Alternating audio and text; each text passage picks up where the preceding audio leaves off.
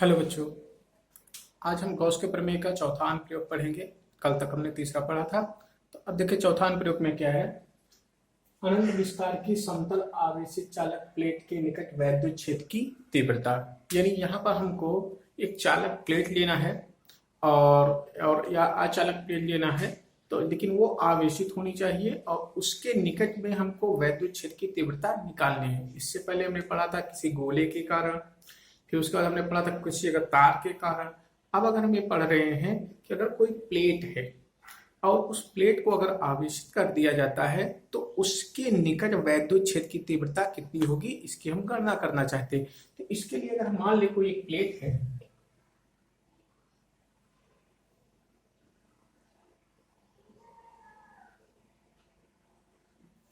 ये एक प्लेट है, अनंत विस्तार की है, यानी इसकी लंबाई चौड़ाई दोनों क्या है, अनंत है, ये मान लो, और इसे आवेशित कर दिया जाता है।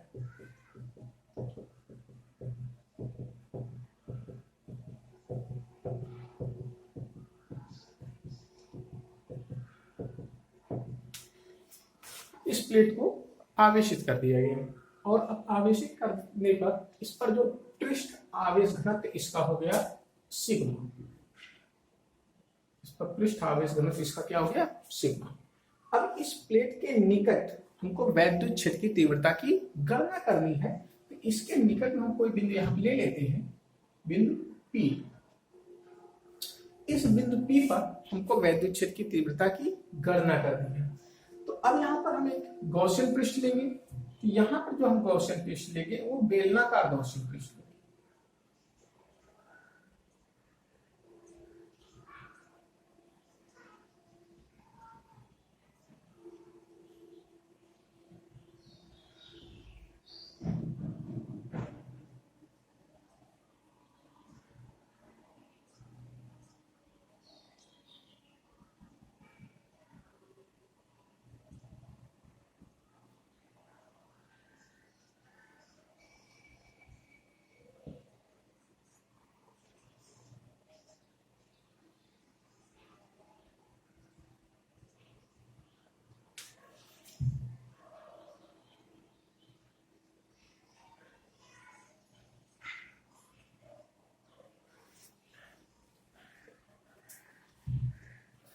तो हम यहाँ पे जब बिंदु P लेते हैं, यहाँ पर हम इस चादर के यानी प्लेट के दोनों ओर एक हम बेलनाकार गॉसियन पृष्ठ लेंगे और उस बेलनाकार गॉसियन पृष्ठ का समतल वाला पृष्ठ जो होगा इस चादर के ही समांतर होगा।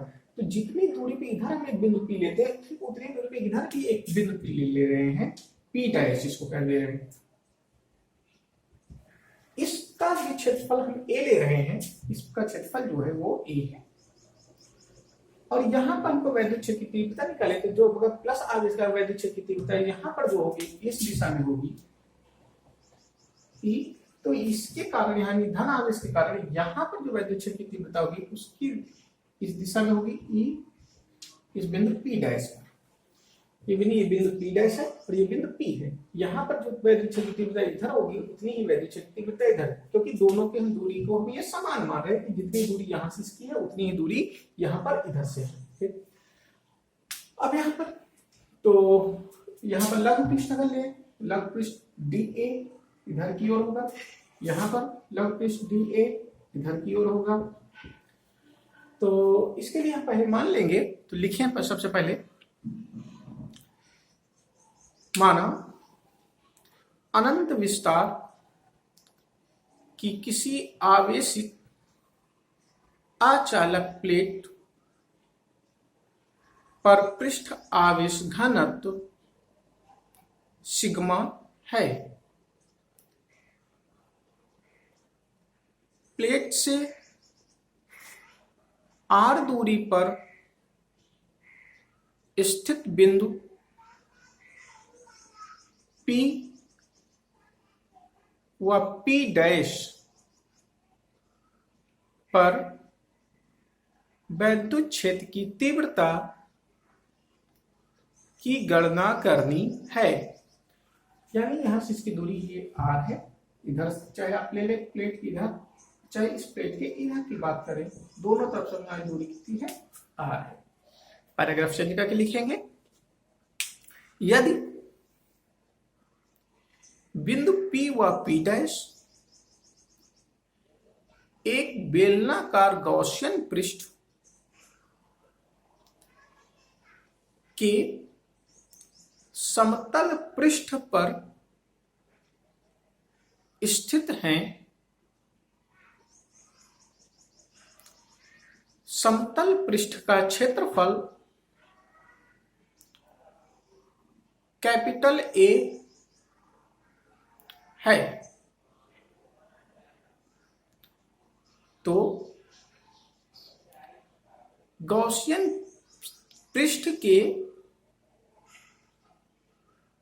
समतल पृष्ठ से गुजरने वाला वैद्युत फ्लक्स फाई इक्वल इधर हो जाएगा, समाकलन कर देंगे इसका, यहां पर E डॉट डी ए, पूरे पृष्ठ का क्षेत्रफल A है, यानी A तक, ऐसे इधर P डैश के लिए E डॉट डी ए यहां पर, क्योंकि अगर प्लस आवेश है तो इसके प्लेट के इधर भी फ्लक्स निकलेगा, इस प्लेट के इधर भी फ्लक्स निकलेगा। यानी अगर हम इस तरह से कोई प्लेट लेते हैं, आवेशित करते हैं, तो उसके प्लेट के आवेशित करने तीव्रता यानी वैद्युत बल रेखाएं इधर की ओर भी निकलेंगी, इधर की ओर भी निकलेंगी। इसलिए हमको इधर से भी इसको गॉसियन पृष्ठ लेंगे, इधर से भी गॉसियन पृष्ठ, यानी हमारा जो गॉसियन पृष्ठ होगा वो इस प्लेट के दोनों ओर होगा। ठीक, तो यानी हम यहाँ पर इसका समतल पृष्ठ इधर भी लेंगे, समतल पृष्ठ इधर लेंगे, दोनों तरफ से निकलेगा। और जो इसका वक्र पृष्ठ है, ये घूमने वाला पृष्ठ है, वक्र पृष्ठ से वैद्युत फ्लक्स क्या होगा, शून्य होगा, क्योंकि यहाँ पर जो कोण बनेगा वो 90 डिग्री हो जाएगा। वैद्युत क्षेत्र की तीव्रता इधर की ओर, लेकिन पृष्ठ की दिशा क्या होगी, ऊपर की ओर, यानी वहां पर एंगल क्या होगा 90, इसलिए वहां पर वक्र पृष्ठ वैद्युत फ्लक्स शून्य हो जाएगा। तो हमारे दो पृष्ठ, एक इस तरफ और एक इस तरफ, दोनों तरफ से हम वैद्युत फ्लक्स निकालेंगे। तो अब यहां से देखें, इसका समाकलन करें, फाई इक्वल टू, इसका क्षेत्रफल हमने मान रखा है A है, तो ये आपका हो जाएगा E A, यहाँ पर E A, दोनों ऐड कर देंगे,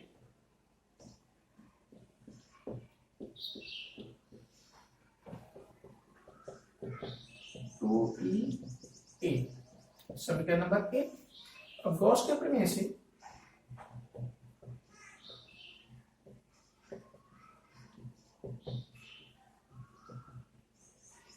गॉस का प्रमेय ये कहता है कि इसी पर गॉसियन पृष्ठ से गुजरने वाला कुल वैद्युत फ्लक्स उससे बद्ध आवेश, अब यहाँ पर हम इसको आवेश को अगर क्यों मान ले, कोई इतने आवेश को अगर हम क्यों मान ले, तो यहां से गुजरने वाला कुल वैद्युत फ्लक्स गॉस के प्रमेय से phi equal to Q into 1/ε0, ये क्यों हमने माना है, दिया नहीं। तो अब यहाँ पर चूंकि पृष्ठ आवेश घनत्व हमको दिया था, तो यहां से पृष्ठ आवेश घनत्व अगर हम निकालें, तो चूंकि पृष्ठ आवेश घनत्व sigma equal to Q by क्षेत्रफल इसका कितना है A, यानी Q बाई A, तो Q equal to sigma into A, यहां पर रख दें,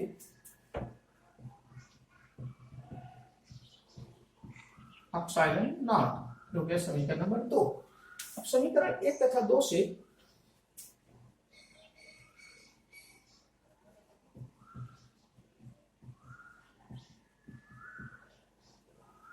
समीकरण 1 तथा 2 से अगर हम देखें, तो यहां पर क्या हो जाएगा, 2E A इक्वल 2EA बराबर, यहां पर आपका हो जाएगा सिग्मा बाई, है ना, यहां से A से A दोनों तरफ कैंसिल हो गया, E बराबर मान निकालना है, तो इस 2 को इधर पक्षांतर कर दें, E बराबर इसको इधर पक्षांतर कर दें, तो सिग्मा अपॉन 2 एप्सिलॉन न्यूटन प्रति कूलम। ये आपका हो गया किसी भी अचालक प्लेट के निकट वैद्युत क्षेत्र की तीव्रता का सूत्र। अब यहां से एक चीज और दे सकते हैं कि यहाँ पर जो वैद्युत क्षेत्र की तीव्रता है वो दूरी पर निर्भर नहीं कर रहा है, यहाँ से कितनी दूरी पे इस पर निर्भर नहीं कर रहा है। ये हो गया अचालक प्लेट के कारण वैद्युत क्षेत्र की तीव्रता, इसको आप नोट कर लेंगे। अब इसके बाद जो आता है वो आता है चालक के कारण, कि अगर कोई चालक प्लेट रखा होता है, यहाँ पर अचालक प्लेट था, अगर अचालक की जगह पर चालक हो जाए तब इसकी वैद्युत क्षेत्र की तीव्रता क्या होगा, उसके लिए पहले हम इसको लिख लेंगे, फिर उसके आगे बात करते हैं।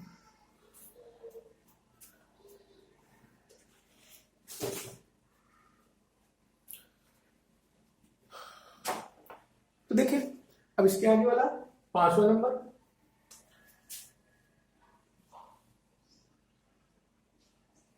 हम सिर्फ अचालक के जगह पे चालक कर देंगे, यानी जहां पे नॉन कंडक्टिंग था वहां पर कंडक्टिंग। तो अब इसके लिए देखिए इसका फिगर बदल जाएगा, हम इसको मिटा दे रहे हैं।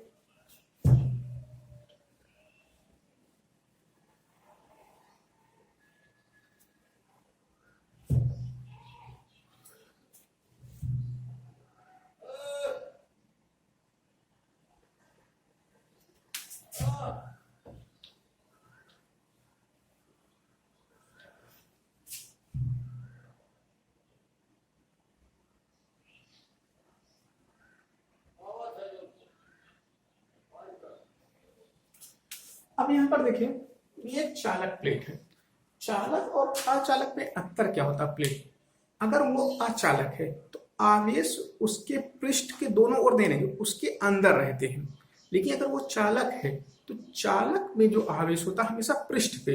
तो किसी भी प्लेट की दो पृष्ठ होती है, यानी दो सतह होती है, तो यानी आवेश इधर की भी सतह पर रहेगा, इधर की भी सतह पर रहेगा। कब? जब ये चालक होगा, कंडक्टर होगा, ठीक, तब आवेश इस पृष्ठ पर भी रहेगा और इस पृष्ठ पर। लेकिन अगर ये अचालक है तो आवेश इसके पृष्ठ पर न रह करके इसके भीतर होता है, यानी वो एक ही होता है। तो यहां पर अगर हम ले रहे हैं अगर चालक प्लेट, तो इसके दो पृष्ठ हो गए, एक इस तरफ रहेगा और एक पृष्ठ इधर रहेगा। तो जब हम इसको आवेशित करेंगे तो आवेश जो है इसके यहाँ बाहरी पृष्ठ इस तरफ और ये दूसरा वाला पृष्ठ बाहरी पृष्ठ जो है ये इसके इस तरफ, दोनों पर रहेगा। यानी इस पृष्ठ के कारण भी वैद्युत क्षेत्र की तीव्रता होगी और इस पृष्ठ के कारण भी वैद्युत क्षेत्र की तीव्रता होगी। तो यानी कहने का अगर यानी ये भी एक, इधर वाला भी एक अचालक प्लेट की भांति व्यवहार करेगा और ये भी एक अचालक प्लेट की भांति व्यवहार करेगा। इसके कारण अगर हम किसी बिंदु पर वैद्युत क्षेत्र की तीव्रता निकालेंगे तो पहली सतह के कारण भी यहाँ पर वैद्युत क्षेत्र की तीव्रता आएगा। बिंदु P अगर ले ले, इसके कारण पहले वाले सतह के कारण, तो इसके कारण भी इधर आएगा और ये दूसरी जो सतह है इसके कारण भी इधर की ओर वैद्युत क्षेत्र की तीव्रता आएगी, यानी दोनों के कारण होगी। ठीक, यही दोनों में अंतर है कि अचालक प्लेट जब रहता है तो सिर्फ एक वैद्युत क्षेत्र की तीव्रता होती है, एक साथ पूरे के कारण एक ही रहता है, लेकिन जब चालक हो जाता है तो उसके दोनों सतह पर आवेशों के कारण वैद्युत क्षेत्र की तीव्रता उत्पन्न होती है। तो इसमें पहले हम लिख लेंगे, माना अनंत विस्तार कि किसी चालक प्लेट, किसी आवेशित चालक प्लेट पर पृष्ठ आवेश घनत्व सिग्मा है।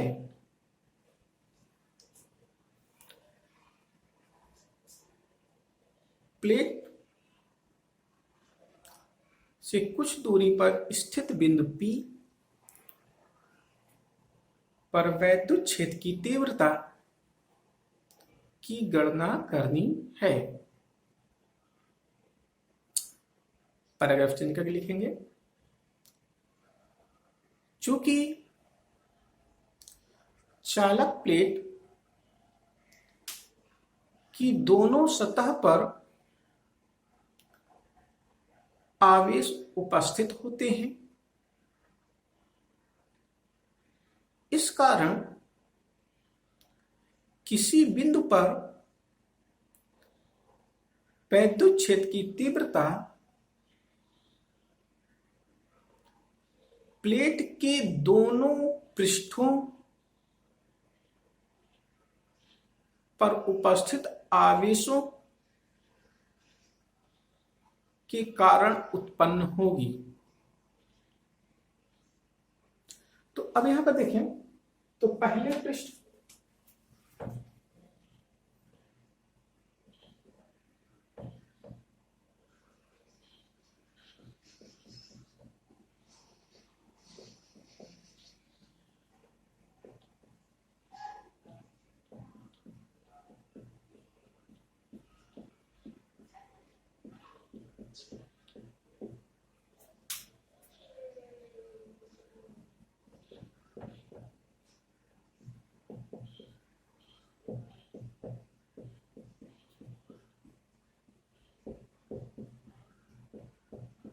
देखिए, तो पहले पृष्ठ के कारण बिंदु P पर उत्पन्न वैद्युत क्षेत्र की तीव्रता, तो पहले पृष्ठ का हम मान रहे E1, तो E1 इक्वल टू वही फार्मूला वही होगा जो चार रहता है, सिग्मा अपॉन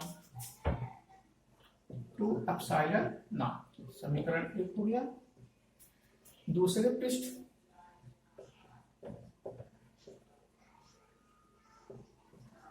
के कारण बिंदु P पर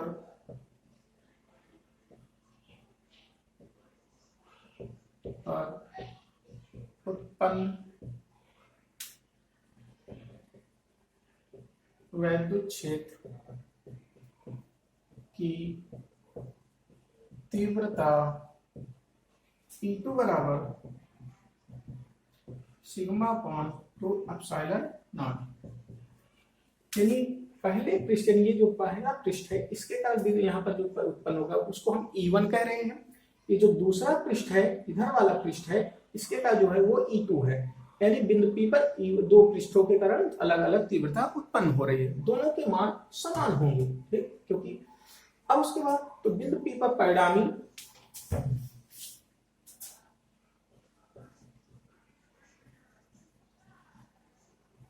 तो बिंदु P पर परिणामी वैद्युत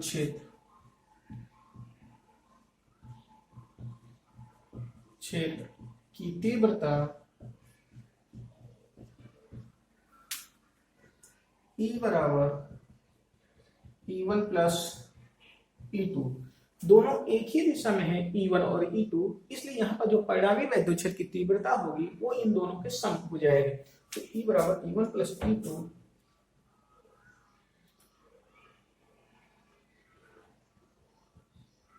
sigma upon 2 epsilon not plus sigma upon 2 epsilon not. आपका आ जाएगा E बराबर 2 सिग्मा अपॉन 2 एप्सिलॉन नॉट, 2 से 2 कैंसिल, तो E बराबर सिग्मा अपॉन एप्सिलॉन नॉट। तो ये आपका हो गया चालक प्लेट के कारण वैद्युत क्षेत्र की तीव्रता। यानी अचालक प्लेट में रहता है तो सिग्मा अपॉन 2 एप्सिलॉन नॉट होता है, जबकि चालक प्लेट होने के कारण sigma upon epsilon not Newton प्रति कूलम। ये आपका हो गया चालक और अचालक के लिए। तो ये लेसन यहीं तक था। अभी इसमें थोड़ी सी हम विशेष कंडीशन पर इस प्लेट के अगर दो प्लेटें हों तो उसके लिए क्या होता है, तो वहां पर हम थोड़ी सी बात कर लेते हैं। तो अब यहाँ पर अगर ये ऋण आवेशित प्लेट होती तो ये तीव्रता किधर होती, इधर की ओर होती। मान वही रहता है, बस दिशा बदल जाती है। अगर ये ऋण आवेशित प्लेट होगा तो इसकी तीव्रता इधर होगी, धनावेशित प्लेट होगा तो प्लेट से बाहर की ओर होगा। ऋण आवेशित प्लेट के कारण वैद्युत क्षेत्र की तीव्रता प्लेट की ओर होती है, धनावेशित प्लेट के कारण वैद्युत क्षेत्र की तीव्रता जो होती है प्लेट से बाहर की दिशा में होती है। तो ये आपका यहाँ तक हो गया, तो इसको नोट कर ले।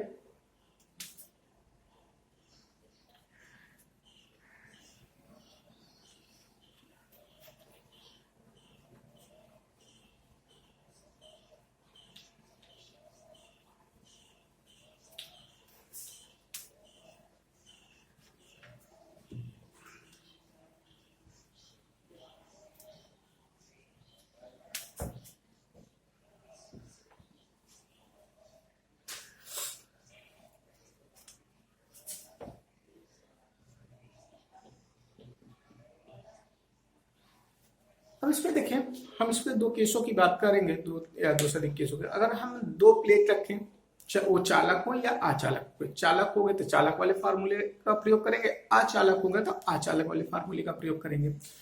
तो अगर हम यहाँ पे दो धनावेशित प्लेट ले लें,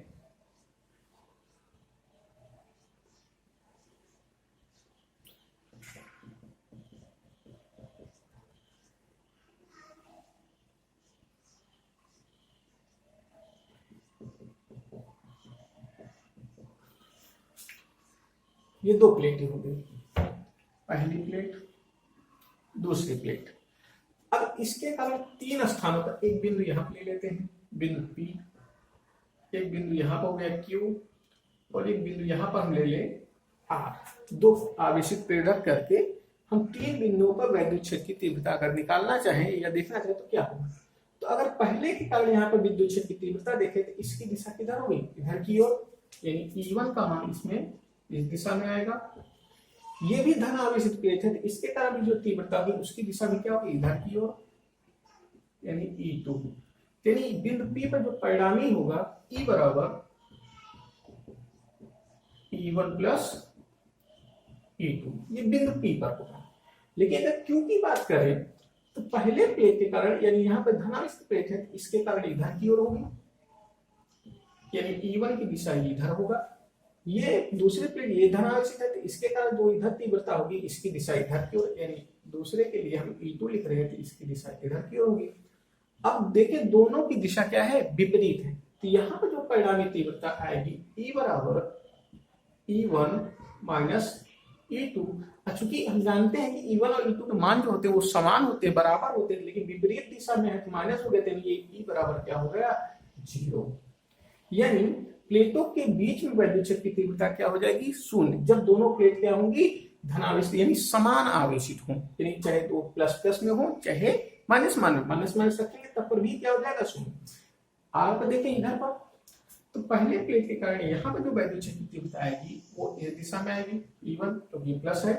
दूसरे के कारण भी जो इधर आएगी वो भी इसी दिशा में आएगी E2, तो दोनों की दिशा समान है, इसलिए यहाँ पर जो परिणामी E बराबर आएगा वो क्या हो जाएगा, E1 प्लस E2। यानी जब दो प्लेटें समान होंगी, ठीक है, समान आवेशित होंगी, ठीक है, चाहे वो धन धन हो या ऋण ऋण हो, तो प्लेटों के मध्य विद्युत क्षेत्र की तीव्रता शून्य होती है, प्लेटों के बाहर विद्युत क्षेत्र की तीव्रता उन दोनों के योग के बराबर होगी। अब यहीं पे अगर हम एक प्लस एक ले लें, सेकेंड केस,